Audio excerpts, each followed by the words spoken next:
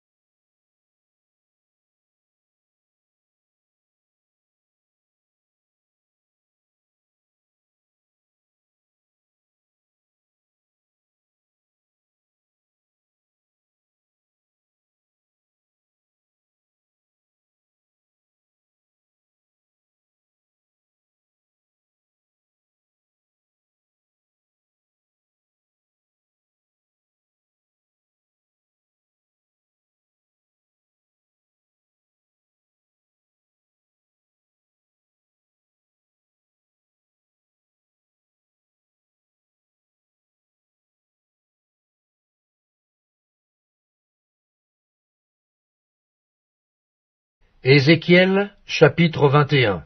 Et la parole de l'Éternel me fut adressée en ces mots.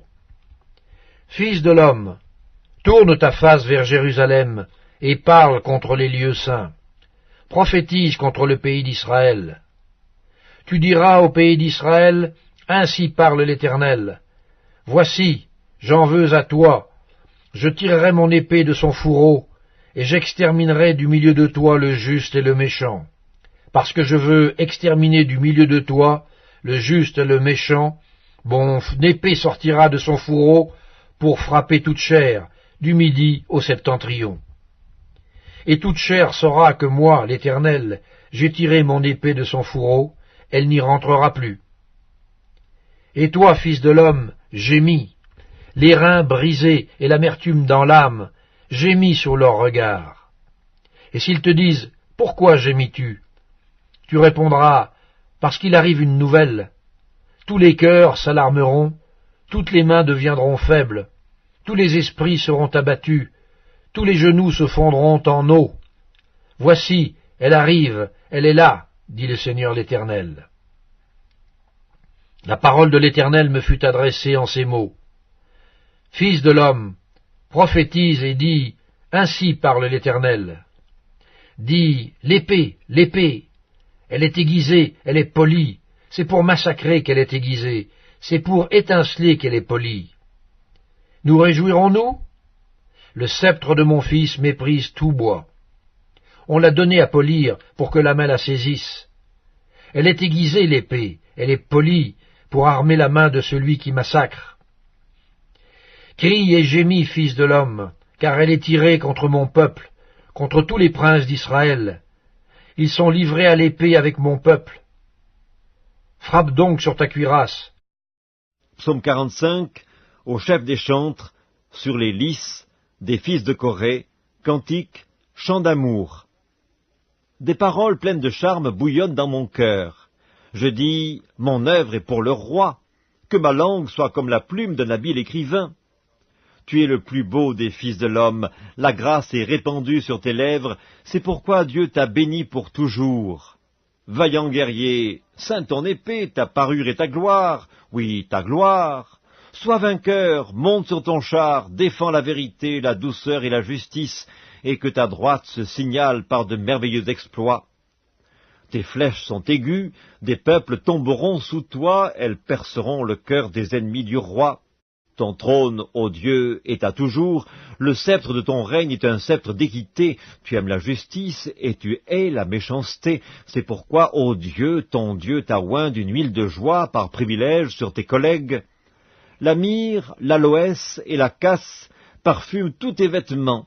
Dans les palais d'ivoire, les instruments à cordes te réjouissent, des filles de rois sont parmi tes bien-aimés, la reine est à ta droite parée d'or d'Ophir.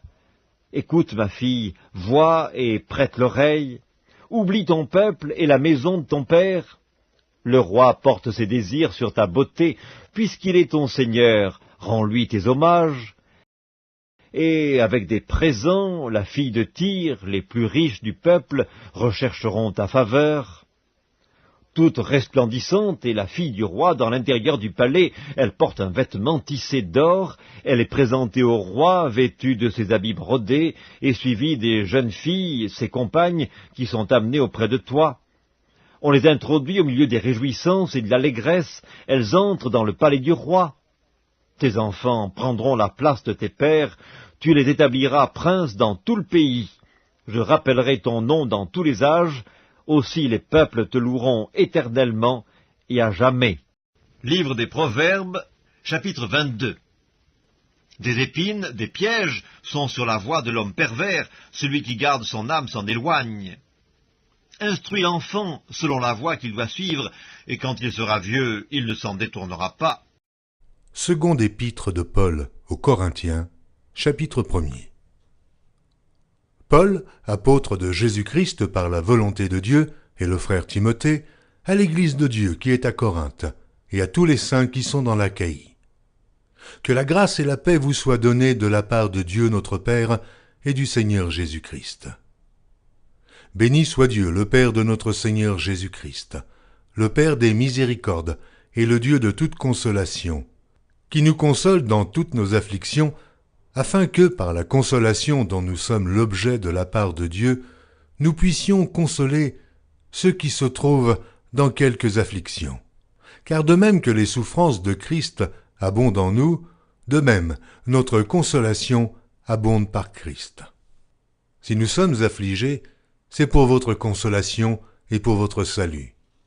Si nous sommes consolés, c'est pour votre consolation, qui se réalise par la patience à supporter les mêmes souffrances que nous endurons.